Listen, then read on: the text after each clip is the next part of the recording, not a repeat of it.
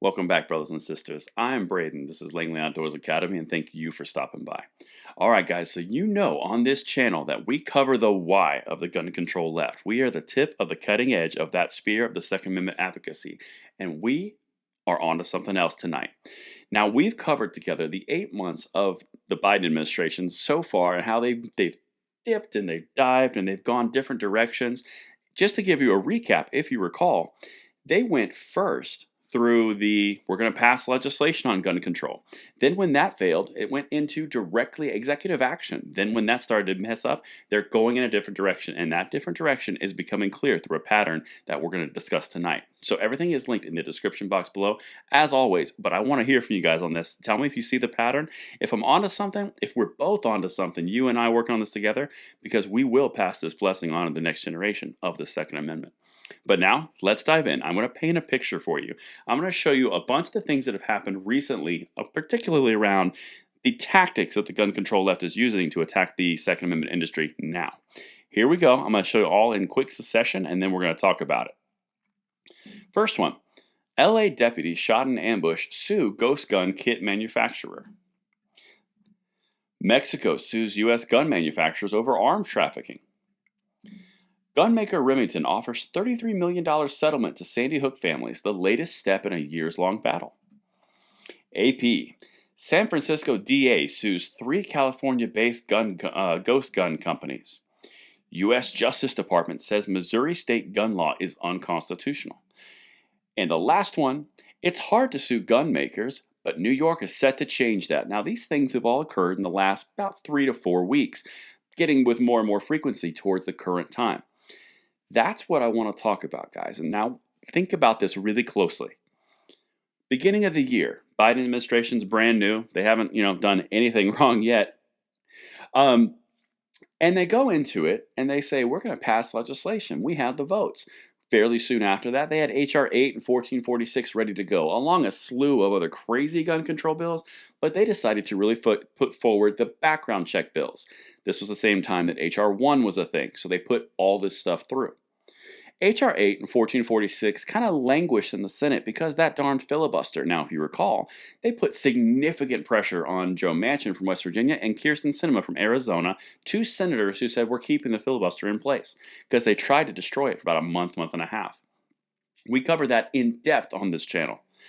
Then, around April, they started to realize that it was kind of getting stagnated. In fact, to this date, there's been no vote called in the Senate on H.R. 8 and 1446 or H.R. 1.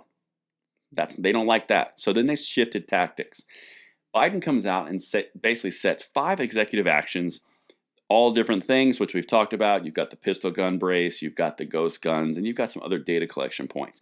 And then he nominated David Chipman. So at that point, they went executive because legislative was frozen, so they went executive.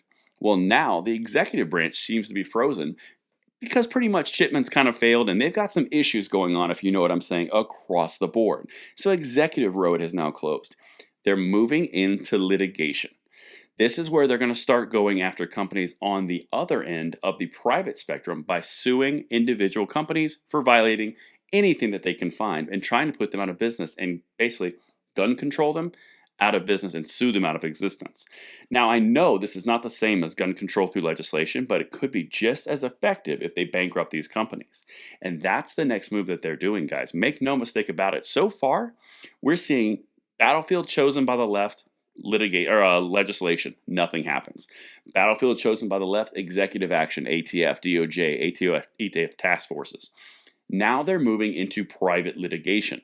And the big thing that I want to bring to you guys is this is a sign you are winning.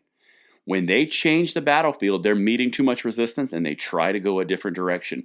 This is what they do. My entire adult life, I've watched the far left try something, try something, try something. If it doesn't work, they go for the same goal from a different angle. That's what they do. They do not give up. They just try a different approach. And that's what's happening right here. They're going into litigation because they're running out of avenues. In fact, they're looking towards the future. They've already started pledging money to donating Moms Demand Action candidacies into different, basically, races across the country at all levels. They are giving up on Biden right now. They're going to litigation, and then they're going to start pushing towards 2022 because they know they're out of time. And that is a huge win for you. Understand what that means. In the face of all adversity, in the face of the odds against you, every step of the way, you kept calling, you kept being active, and you kept the pressure on enough to close two different avenues that they were taking, and now they're forcing to a third, in which case it takes a lot longer. And honestly, they're losing in a lot of those places too, because the Supreme Court is hopefully in November going to stick it to them big time with the New York case. This is what it takes, guys, every single day, every single person.